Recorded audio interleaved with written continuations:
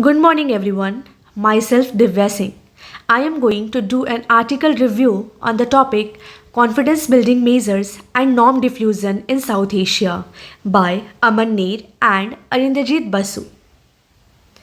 So, both the scholar explores confidence building measures as diplomatic tools to mitigate hostility. For this, they focus on India, Pakistan, and China.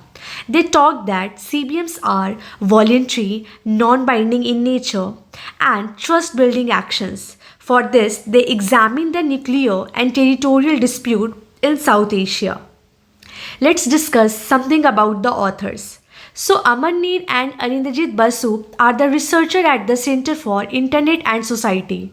They have expertise in security, diplomacy, and governance, and they write the theory to bridge theory and policy analysis. So, what is CBM as described by both the authors? So, they describe that CBMs are voluntary and non binding in nature, means the confidence building measures can be done by one willingly as they are having a willing to do so. While discussing CBMs, they focuses on the classified area like the issue area, objectives, and sector. And in issue area, they majorly focus on nuclear and territorial areas, and their main objective is to discuss about the communication, constraints, and transparency. So, in nuclear CBMs, they talk that like the India and Pakistan nuclear dynamics. They focus on this nuclear aspect where they talked about that like the how the non-proliferation get weakened after 1998 test. Like in 1998 nuclear test, both the country India and Pakistan broke the norm. After that deterrence do occur, like where it allows both the country to stop or to prevent something while doing so.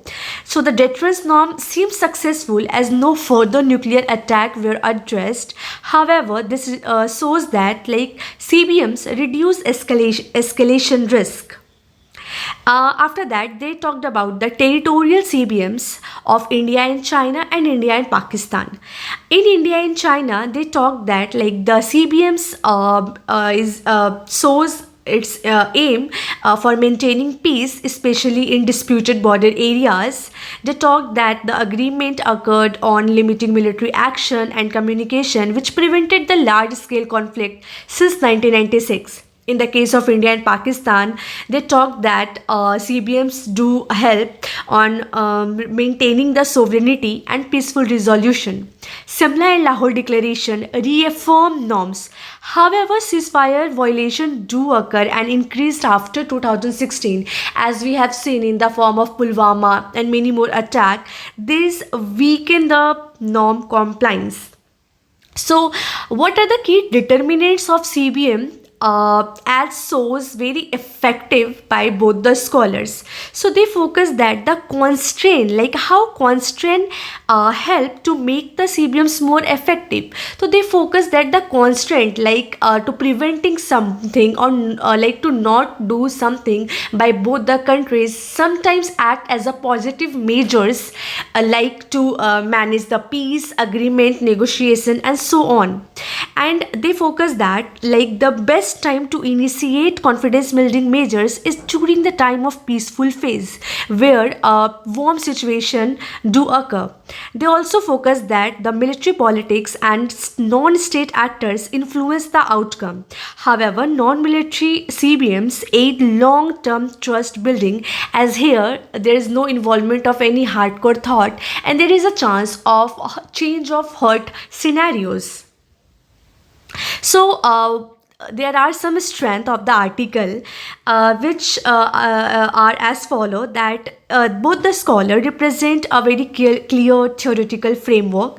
They use the empirical grounded analysis with a very balanced evaluation, and the most important which I find out that the both the scholars use the context specific insight by majorly focuses on the actual condition of South Asia. There are some weakness of the article too, like they somehow show a very limited multilateral perspective. The non-military CBMs discuss superficially, and it is true that in this realistic global world order, somehow sometimes the nuclear confidence non-military confidence building measures somehow seen superficially, while it shows that there are ambiguity in measuring CBM's impact and lack of concrete policy recommendations. So we like can say that there are the relevance and importance of the article. The most important is that this article somehow helped to understand a lot of theories like the international relation theories, security studies, and majorly the South Asian studies.